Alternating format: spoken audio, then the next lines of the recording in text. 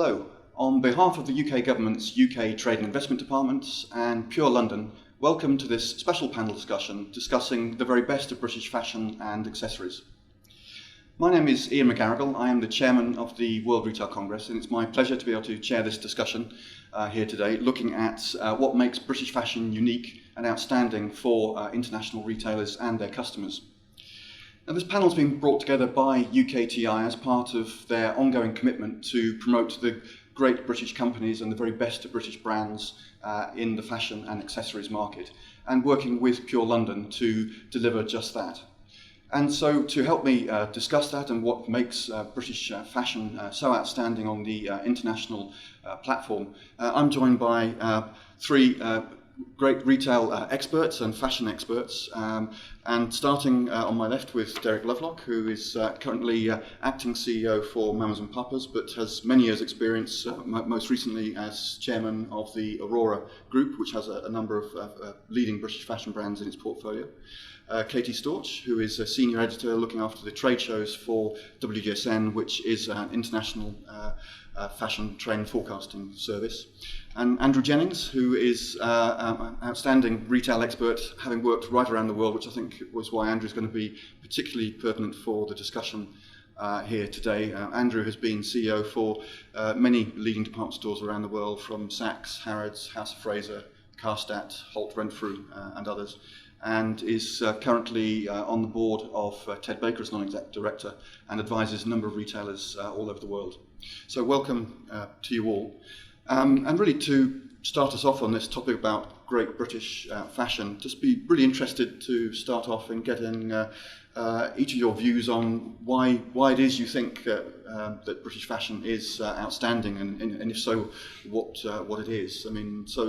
Katie, I don't know if you want to kick us off. Absolutely. British fashion for me is very distinctive. We have, I would like to say that we pride ourselves in being the trend leaders across the global industry. So you only have to really look at the British fashion retail landscape to see that. And it's about kind of always being innovative, and I think globally people look to us to provide that information.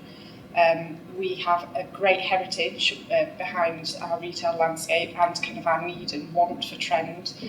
We have customers that are kind of constantly challenging retailers to offer that newness. You only need to look back at kind of the 60s and kind of Carnaby Street and Mary Quant and Bieber, and those are the people that really established kind of trend innovation and kind of the start point of retailers having to react to that. Obviously, kind of nowadays we're thinking about online and the mass effects of online that we've had, and how retailers really have to quickly react as well, and the way that customers are shopping globally. But ultimately, I think we are the trend leaders, and we also have the flip side of that, where heritage really comes into play from our history of manufacturing and the great British brands that we have, and really kind of that British price. That British mark and that tag of best of British and made in Britain, that we are hopefully trying to rejuvenate as we rebuild on kind of getting people to look back at manufacturing. Yeah. Andrew, what would you say British fashion stands for? Or I'm not sure I can add too much more. I think I've summed it up Sure perfectly. I've always found that in overseas countries, people think of British fashion as cool Britannia. You know, what's different, what's innovative. They're looking to the Brits. Britain was, and London was, the capital of the fashion world for many years. Then it went off pitch. Now it's back again, and there's been some great brands that have been re-established. Brands like Burberry, which was sort of risen from the ashes and have been hugely successful. And there are many examples, and a lot of newness and innovation. And I think that's what the customer is looking for today. But when people think about British brands, they think of quality, they think of a distinctive look and feel, and they feel sort of there's a safeness about British brands. Yeah. Derek? I think that's exactly it. In the UK, we just cover the spectrum from, as you say, our heritage in producing fine fabrics, skills in tailoring, in pattern cutting, so that whole area of tailoring which we really owned for many years and are now rediscovering. And then at the other end, as Kate says, you can look back. I was actually there in those times of swinging London. Ever since then, I think at the other end of the spectrum, we have been innovators in young fashion, street fashion, teen fashion, call it whatever you will, that the world has always looked to. People come here just to see the latest innovation. We are very innovative, but it's in both of those areas, so there is just such an immense choice. I was going to ask, what is it that you think we're particularly known for? Because the international fashion world is so competitive, and you think of Paris Fashion Week, you think of Milan, you think of New York, and there's huge designer brands coming out of those markets as well. I mean, where do we sit and fit within that? I think the UK, be it retailers or the manufacturers, have always invested in young design talent. I think we produce and we nurture young designers. More importantly, we take chances with them. And so I think it is that young, innovative, slightly, often very edgy design that really starts everything off. Absolutely, I agree with that. If you look at kind of London is always the hot spot, the talking point, in effect, of the big four catwalks when we come around seasonally. Because we do back those young designers, perhaps sometimes slightly offbeat, more edgy designers, but it's about bringing that innovation to the floor, and that comes very much from our history and our textile history and our kind of almost rag trade when you come through to kind of the more commercial end.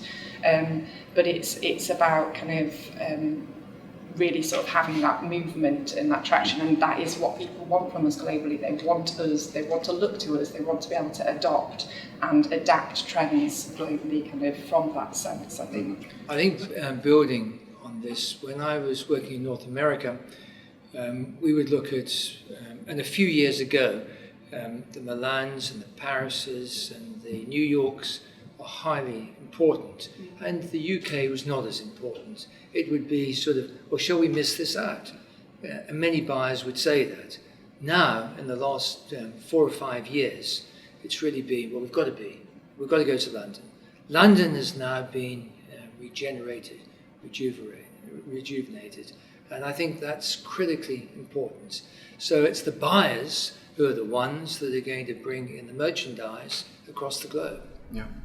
It's interesting you've touched on designers. I mean, what's actually happened in the UK with our design? Is it as strong now as it's ever been, or is it even stronger? I mean, what's actually happened? Because Derek, you touched on it as well about our young designers are quite an important part of the success story of British fashion. There is a lot of work that goes on behind the scenes to support the young designers and to bridge that gap between pure talent, raw talent, and commerciality.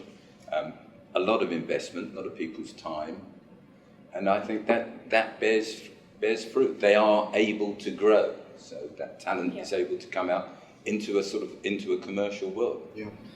If you look at someone like Christopher Bailey, where he came from and where he is now, I mean, he was a young designer who came into fashion school, and he went into Burberry as the chief designer, and now he's the chief executive of a billion and whatever it is size organization. Huge credit to the institute, and I think the fashion schools do a phenomenal job here, and the people who work within the fashion schools.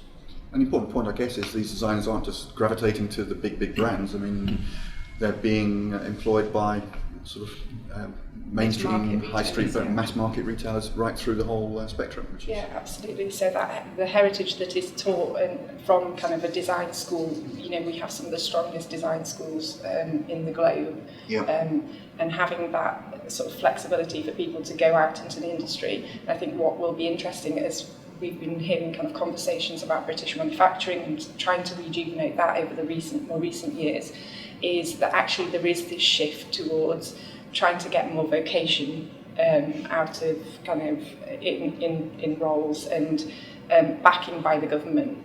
one thing that I see when I go around and look at brands kind of more at trade shows, and while I've looked at retail kind of globally, and even kind of just while I'm off, as you know, in places like Sheffield, where I'm from, is there's this real kind of want from students and young design brands to be able to capitalise on our history of manufacturing and perhaps work in new hybrid ways and be clever, because they don't strictly have the access there at the moment, to kind of really think about kind of moving forward in that way. And I think that's really exciting if we back that as the economy needs to. Yeah.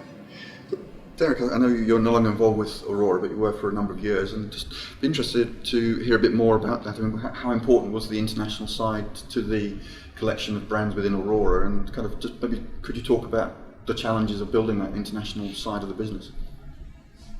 International growth's always been important. This is a finite market in the UK. Most of us had brands that are relatively mature, so to be able to grow internationally was the route to growth.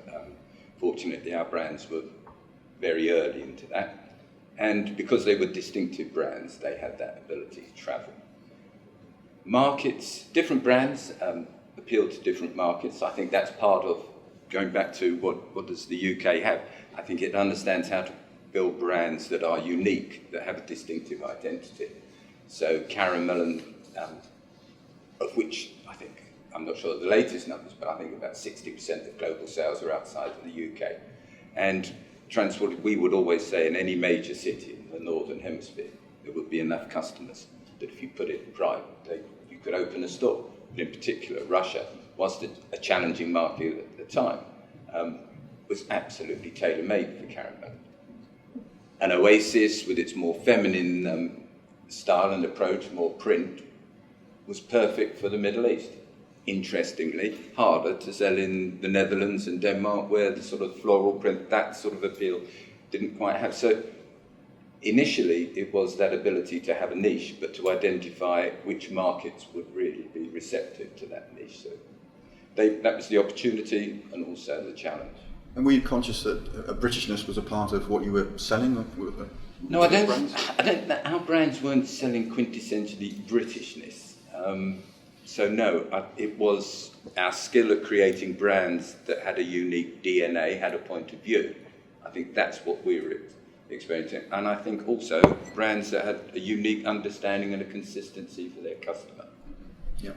So, Andrew, turning to you now, I mentioned in the introduction, you've worked for and led a number of department stores around the world, and just to be fascinated to hear from your experience how, as a Brit in operating those markets, were you surprised at how British brands were perceived, and particularly how the buyers that you worked with, how did they perceive the part of British brands within the buying mix?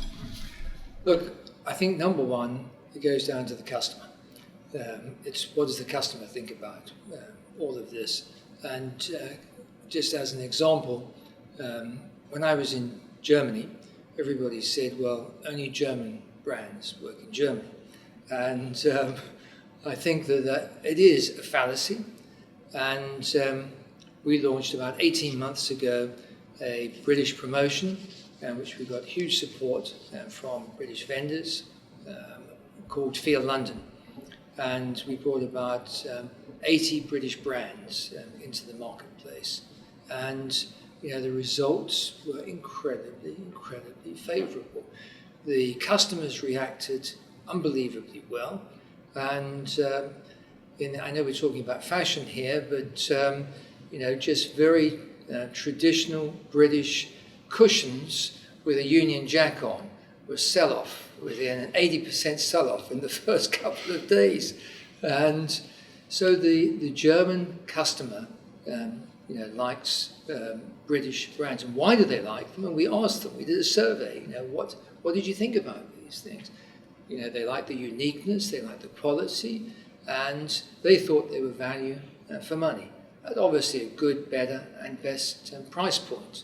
And I also found a similar reaction in each of the countries. And I'm now involved with a business in Australia as an advisor. And again, we've introduced some brands in this last year. And again, the Australian customer And it's not just bricks and mortar stores. We know that many British retailers and British brands on their e-commerce site are doing huge volume outside the UK with British goods. So it reaches all countries of the world. So in summary on that, if you've got the right product and its quality, its reliability, its value for money, if I look at a brand like Primark, for example, it has been unbelievably successful. Again, a great British brand that's out there. Yeah. So it's interesting in Germany with Karstadt, you pulled it together as a British promotion, so there's a real Feel London benefit to pushing and promoting that too. So it's interesting, yeah. But can I ask because the purpose of this UKTI initiative is to encourage British businesses to go international. I wonder what sort of lessons you sort of took away from, what was it like dealing with and buying from British brands? Are there any issues that you feel that is worth kind of highlighting for British companies selling internationally? I think that, again, you've got to look at what price can you sell those goods for in that marketplace. You can't say, well, this is the exchange rate that Derek would know extremely well. And, what is going to be value for money for the customer? And if you don't get the right price point, then it's not obviously going to work. So, number one, make sure the pricing is right. And again, many people won't test these brands, and you have to test them. Yep. I'm sure Derek would be able to give a good insight into that. Yes. Well, yes, because that's, again, sorry, go back to Aurora, you operated concessions, so it's, you've got a feel for working with host stores. I mean, what was your take on how you built that business, and what did you learn from the relationship you needed to have with those host stores and the buyers and therefore their customers? Twofold, really. Especially by going with host stores, you get that exposure to the customers and to a lot of customers. I think it's always something we always knew is you have to adapt to a certain extent to the local market tastes and customers. You have to be aware of it, customers. And it's keeping that balance between the brand essence and brand DNA and the adaptation and how to do that adaptation in an appropriate way. And I think that is very important. And that's what we learn from the exposure to the customer, that feedback. Andrew's absolutely quite right. You have to listen to the customer. You're exporting a brand, but it must be cognizant of local tastes. It's quite interesting, in the South African marketplace, it was somewhat of a sort of a closed market, and there are so many British brands that have gone down to South Africa now and have been so well met by the consumer. And again, it's differentiation. I think that's another key factor. What do you have that's different? Yeah. And we've also touched on value, Andrew, you mentioned that. I mean, how important is that? Because we've seen, you mentioned Primark as well. I mean, I think part of the reputation of British retail, British fashion retail is the value sector that we're doing seemingly so well in. I mean, how is that playing internationally, do you think? And is there an appeal there that's... Unbelievable, again, if you've got the right formula, and Primark, when they came into Germany, they had lineups, not just in the first couple of weeks, but after 10 weeks. In fact, in a small city like Essen, 700,000 population, the fire department closed the store down after the 6th Saturday because there were too many people in the store. That says something. Ultimately, just to touch on value, I think really that's where we're winning. And as we've said, and it's the ASOSs, the Primarks that are really driving that and driving that kind of newness at low cost. That's a whole different ball game compared to where we're talking about kind of heritage and perhaps like the contrast between the tag of that made in Britain.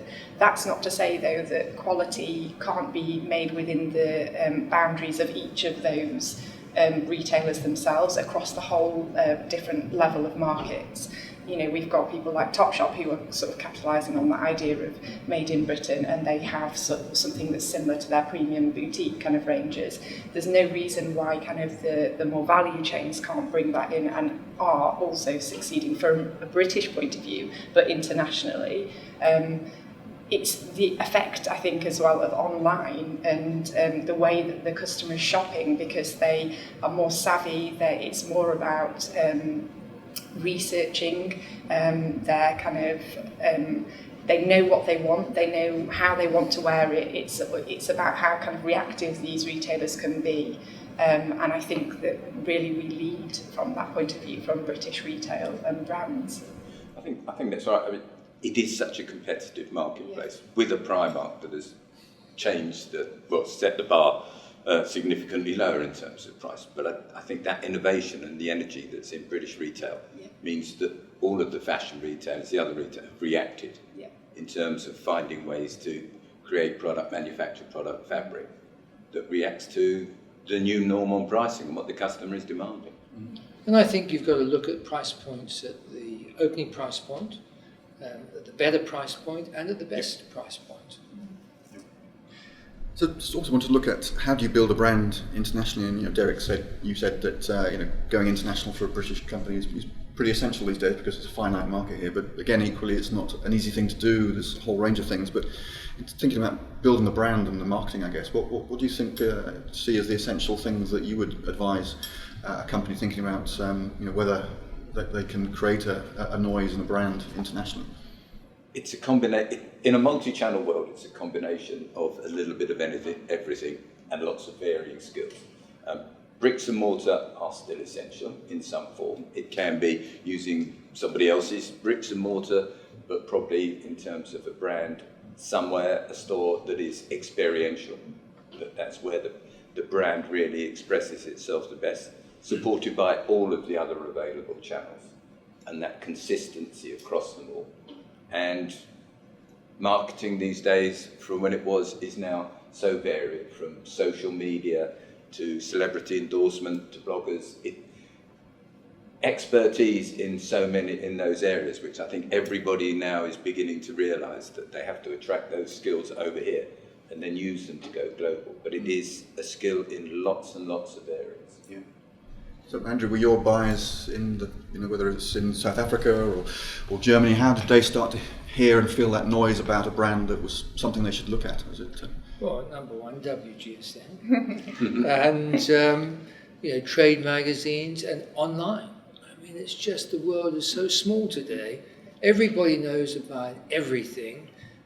Many years ago, you'd look at Women's Wear Daily on a sort of frequent basis, and that's where you'd pick up a lot of trends. But today, it's online. What's hot, what's different, and also communication, travel is a lot more extensive, and everybody is everywhere in conferences, and so they've got to have their ears and eyes close to the market. I think just to follow on that, it's narrative really at the core of everything. I think the best British brands and the way to move kind of internationally is having a really strong narrative, because the customer is so savvy now and kind of finds the information before you can even offer it to them. They know what they want, they know what they're looking for, they know how to wear it, they want that kind of communication. So the millennials that we're seeing, they want to be able to kind of have their input felt from businesses and brands, and for brands to react. And there is no reason now why you can't kind of even test international markets via online without going in blindfolded or jumping in with both feet.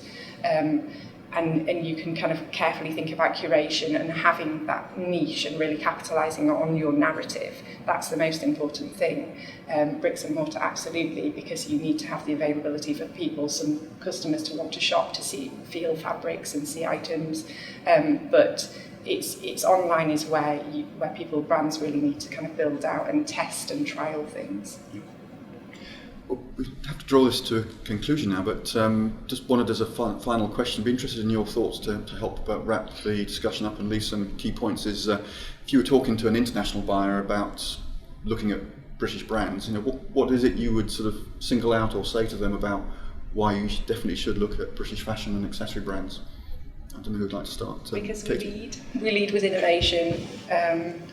We lead from a trend point of view, and because we have the ability to do it at low cost, at high cost, because we can work across markets, and we're quite clever in because of our history and our heritage, that we have now young people and young brands that are able to offer that internationally. Yeah, building on that, I think there's really exciting things happening, not only in the women's wear, but also in the menswear world. Absolutely, where, yeah. as I say, going back to tailoring, manufacturing, fabric, that's a growing trend, and I think that's really exciting on the one hand.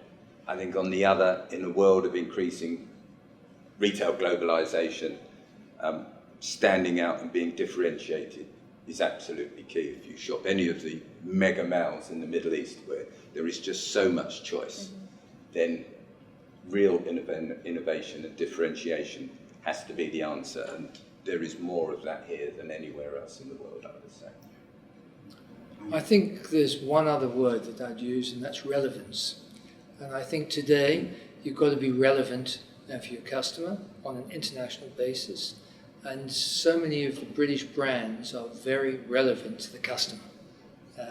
It's the customer who makes the decision whether you're going to be successful or not. And it's that relevance that comes down to, and when I look at so many of the new brands that have come out in the last 2 or 3 years, the majority of them have been successful because they're relevant.